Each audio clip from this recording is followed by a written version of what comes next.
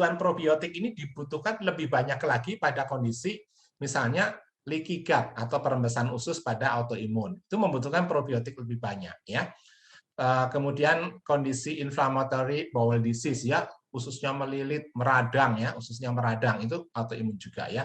GERD, asam lambungnya naik ke atas itu membutuhkan probiotik lebih banyak yang bisa dari madu. Peningkatan asam lambung ya, sakit MAH ya. Kemudian peradangan, misalnya radang sendi, rematik, lupus ya, ini membutuhkan probiotik ya. Kemudian konstipasi ya, susah buang air besar ya. Infeksi saluran pencernaan, sering diare ya misalnya, atau buang air besarnya maaf ya berlendir gitu ya, itu membutuhkan probiotik.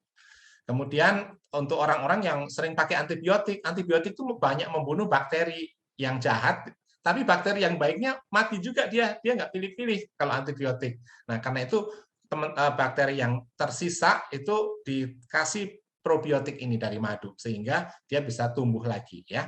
Dan pada kondisi kemoterapi pada kanker juga membutuhkan probiotik ya. Ini contoh-contoh, yang lain masih banyak ya, saya sebutkan ini yang tersering ya. Nah teman-teman ini bisa didapatkan dari madu. Nah, selain itu, madu juga sumber enzim ya, diastase, invertase, glukose oksidase dan sebagainya ya. Ini masih banyak lagi yang lain. Jadi enzim pada madu ini ternyata memiliki kemiripan dengan enzim pada tubuh manusia. Luar biasa ya. Tuhan menciptakan makhluk yang begitu kecil, tapi dia menghasilkan madu yang memberikan enzim yang sama atau sangat mirip dengan tubuh manusia ya.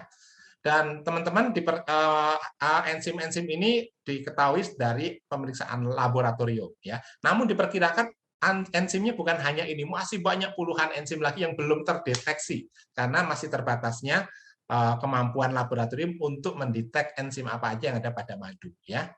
Dan pada pola makan yang buruk, teman-teman, terutama yang kita sering mengkonsumsi gluten ya, gluten seperti misalnya roti gitu ya, bakmi gitu ya, oatmeal ya, itu adalah makanan yang sulit dicerna ya.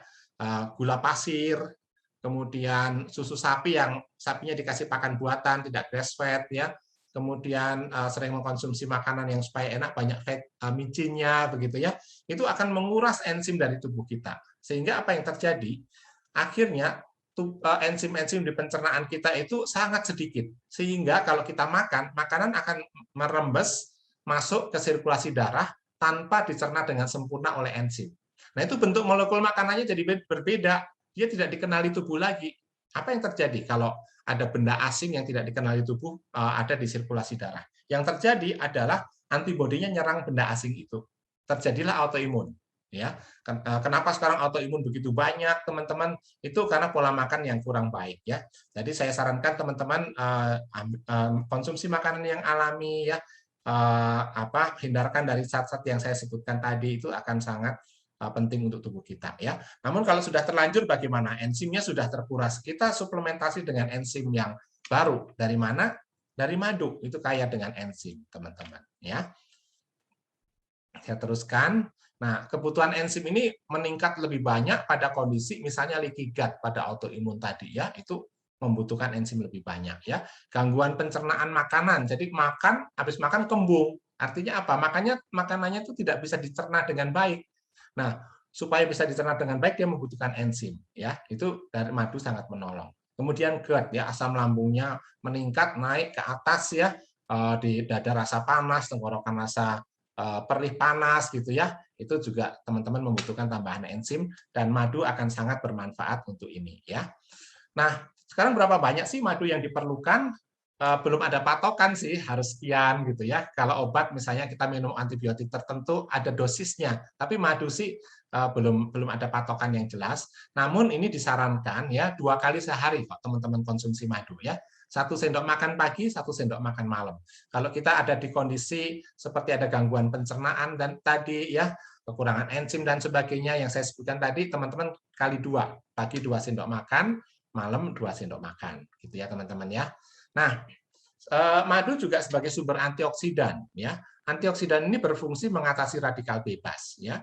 Radikal bebas itu apa sih? Radikal bebas adalah zat yang sangat toksik atau sangat beracun yang menyebabkan peradangan ya.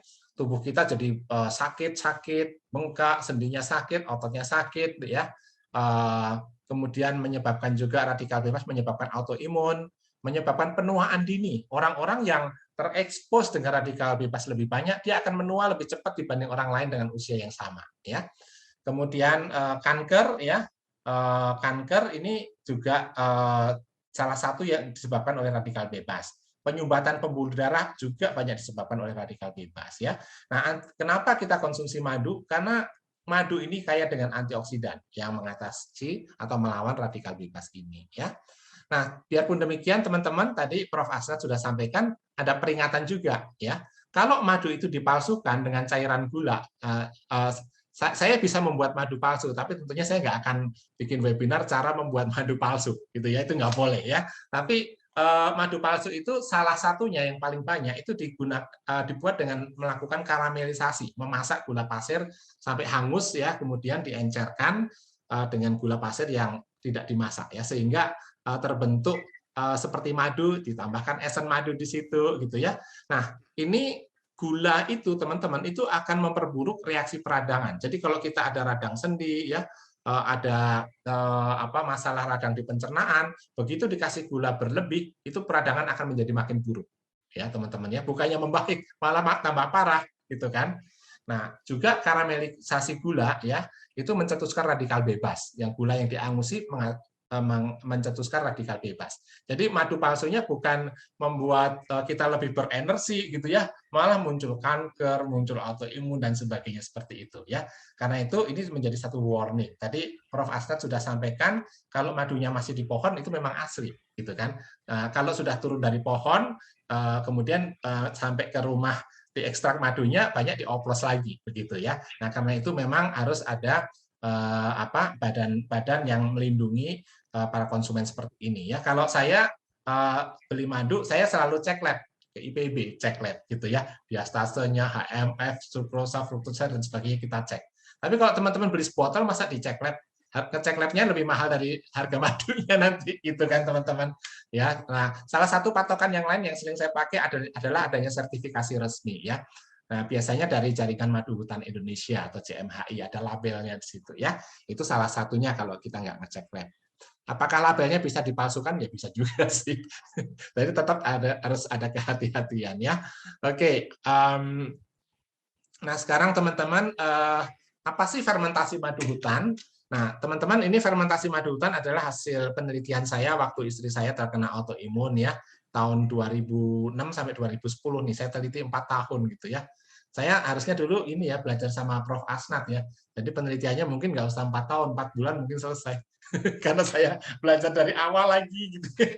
Akhirnya ya ini cari bahan baku penelitiannya aja juga saya mesti masuk hutannya langsung, gitu kan, untuk menjamin keaslian madunya, gitu ya. Jadi lama juga, gitu ya. Nah, jadi waktu itu dari penelitian saya kombinasikan 3 komponen utama, yaitu madu hutan yang kaya dengan enzim dan probiotik.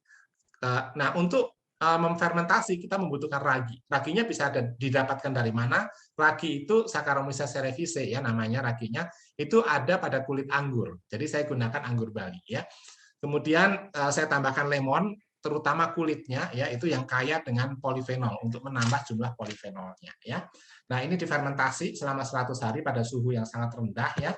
Dan sebelum difermentasi ternyata yang merah-merah itu, ya, enzim, ya, antioksidan itu terikat dengan ikatan polifenol, ya. Jadi kalau dia nggak bisa aktif di tubuh manusia dengan baik, gitu ya. Beberapa bisa yang terputus ikatannya, namun sebagian besar nggak bisa. Jadi kita tidak bisa mendapatkan manfaat yang maksimal dari antioksidan dan enzimnya itu, ya. Nah, jadi setelah dilakukan fermentasi, ikatan itu bisa terputuskan, ya. Nah, tapi kalau di tubuh lebah, ikatan polifenol itu bisa putus di pencernaan lebah, gitu ya. Di pencernaan manusia tidak seperti lebah itu. Jadi tidak semuanya bisa terputus ikatannya, sehingga antioksidan dan polifenol tadi dan enzim itu tidak semuanya bisa kita dapatkan manfaatnya, ya. Nah, jadi ini proses fermentasinya teman-teman, ya. Jadi menggunakan tangki, ya. Satu tangki itu 10 ton, teman-teman. 10.000 liter, 10.000 kurang sedikit, 10 ton lah, ya. Seperti itu, ya. Ini difermentasi dan suhunya diatur dengan ketat di dalam tangki itu, ya. Kalau suhunya berubah, banyak nanti ragi alaminya itu banyak mati nanti, ya. Jadi itu dijaga ketat, ya. Ini dan Ini sahabat saya ya, si Nick namanya, dia dari orang Prancis asli tuh, dari Bordeaux ya. Dia tinggal di Bali, dia kerja di winery ini ya, di Sababai Winery ya, tempat kami bikin wine ya. Nah, dia yang membuat madu fermentasi itu menjadi enak sekali, teman-teman. Kalau saya nggak pinter, saya bisa bikin formulanya harus begini, prosesnya begini. Tapi rasa nggak penting buat saya, gitu ya. Tapi kalau buat sini penting rasa. Nanti orang kalau minum, kalau rasanya nggak enak, dia nggak mau minum lagi, kata dia, gitu ya. Nah, jadi dia membuat memang rasanya jadi enak sekali, teman-teman. Berbeda kalau saya bikin sendiri di rumah, gitu ya. Nah, jadi fermentasi madu hutan ini dibuat dengan cara seperti orang membuat wine, ya, seperti itu. Karena itu dikasih nama honey wine. Nah, ini setelah fermentasi, ikatan lipoproteinnya terputus, teman-teman. Polifenolnya aktif ya, dia mengikat radikal bebas, enzim-enzimnya juga sangat aktif ya di dalam pencernaan kita ya. Itu sebabnya kenapa kalau kita ingin mendapatkan manfaat yang lebih besar lagi, itu kita fermentasi, teman-teman ya. Dan fermentasi madu hutan ini diproses menyerupai pembuatan wine, sehingga disebut juga dengan honey wine. Dan ini sebetulnya bukan proses yang penemuan baru sih, bukan. Karena di China dan Eropa ini, teknik ini juga dipakai untuk membuat minuman kesehatan. Dari China dari 2000 tahun yang lalu, teknik ini dipakai, tapi dengan cara yang sangat tradisional ya, belum terukur dengan lab dan sebagainya ya. Nah, sekarang kita buat dengan cara yang modern dan terukur dan memberikan hasil yang lebih baik ya.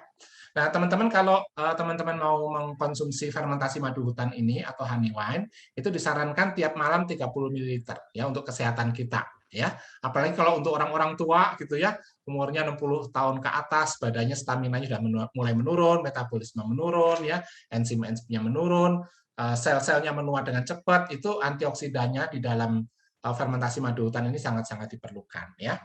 Nah, saya belum tua banget sih, tapi sekarang saya sudah minum gitu ya. Nah, tapi kalau pada orang-orang yang mengalami penyakit autoimun ya, dia membutuhkan enzim lebih banyak tentunya ya. Dan antioksidannya juga lebih banyak, karena itu dikonsumsi bukan sekali, tapi 2 kali sehari. Tiap konsumsi adalah 30 ml ya. Nah, ini sedikit catatan dari saya bahwa fermentasi madu hutan ya, itu proses fermentasi alami ini menghasilkan alkohol sebanyak 14%. Jadi untuk teman-teman yang menghindari alkohol karena alergi atau alasan keagamaan, ini perlu diperhitungkan ya. Nah, terakhir saya ingin menyampaikan pesan bahwa kesehatan bukan segala-galanya, teman-teman ya.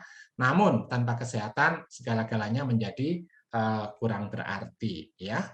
Nah, itu aja dari saya.